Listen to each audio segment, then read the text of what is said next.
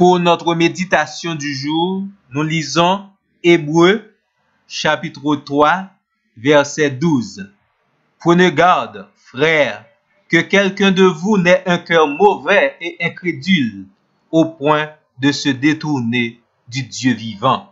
Jodia, nous allons toujours parler du chrétien rétrograde, qui est le contraire du chrétien persévérant.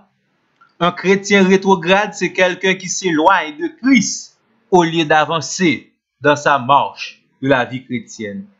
Un chrétien rétrograde, c'est un chrétien qui traverse une crise de foi, selon Marc, chapitre 14, verset 27. Un chrétien rétrograde est un chrétien qui cultive la tolérance par rapport au péché qui se trouve dans sa vie. Le chrétien rétrograde, il a toujours des doutes, il lui manque de conviction, il vacille dans sa foi chrétienne, il ne sait pas exactement où il se trouve dans la marche de la vie chrétienne. Il n'a pas les yeux fixés sur Christ pour la progression dans la marche de la vie chrétienne. C'est un chrétien non pratiquant et rebelle par rapport à la parole de Dieu. Il ne fait pas de progrès dans sa vie spirituelle. Bien au contraire, il régresse dans sa vie spirituelle. Il y a un certain relâchement dans sa marche et sa communion avec Dieu. C'est un chrétien qui s'est refroidi dans sa marche et dans sa vie chrétienne. Il n'y a plus dans sa vie la sève de la vie spirituelle qui coule, d'où il connaît une sécheresse spirituelle dans sa vie. La rétrogradation spirituelle est un retour à l'incrédulité et aux anciens péchés. Hébreux 3, verset 12, citez-nous l'un des symptômes qu'on peut trouver chez le chrétien rétrograde. Il parle d'un cœur mauvais. C'est un cœur partagé entre l'amour du Christ et l'amour pour le monde. C'est un cœur dans lequel les anciens péchés règnent.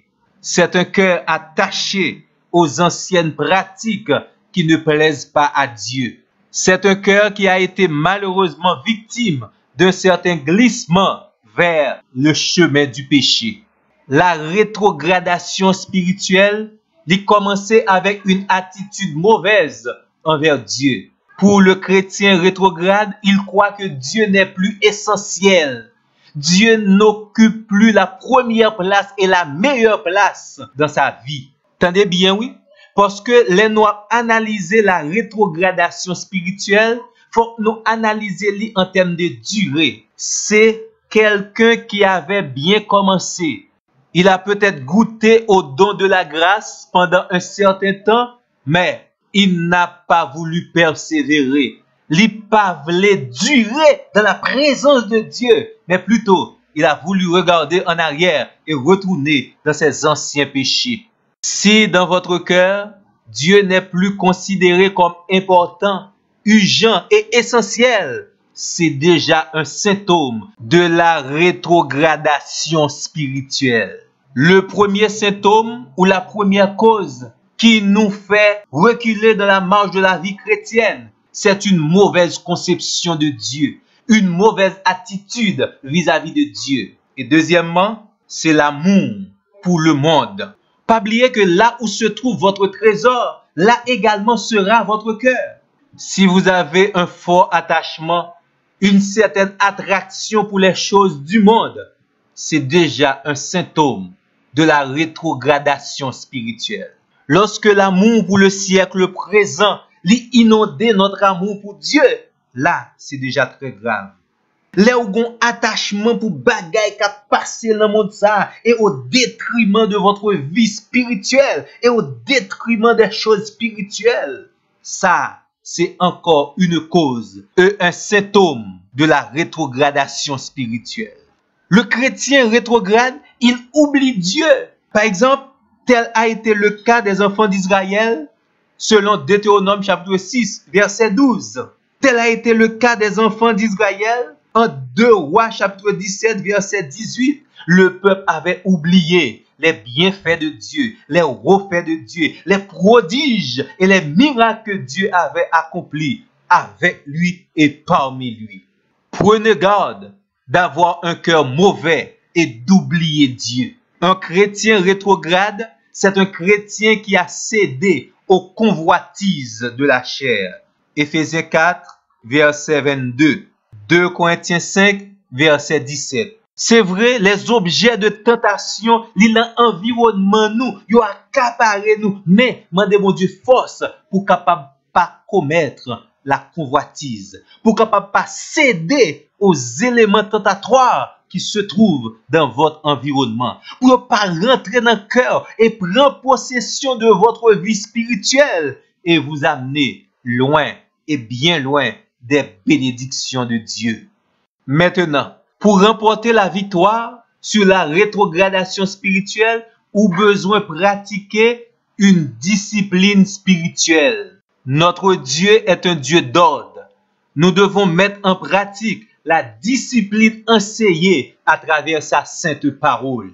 Pas de progrès dans la vie spirituelle sans discipline. Pas un rien ou pas réussir là-dedans si ou pas soumettre la vie à une certaine discipline. Mais maintenant, la vraie discipline pour réussir, c'est la discipline qui se trouve dans la parole de Dieu. Maintenant, vous êtes capable d'aller chercher dans les occasions de chute.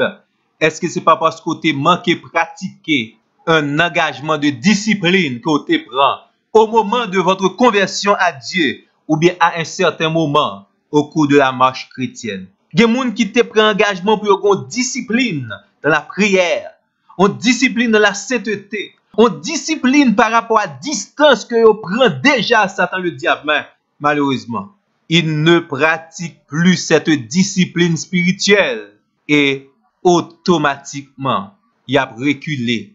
Automatiquement, il a dégraissé et régressé dans leur vie spirituelle. Les ont perdu discipline, le désordre spirituel rentré dans la vie.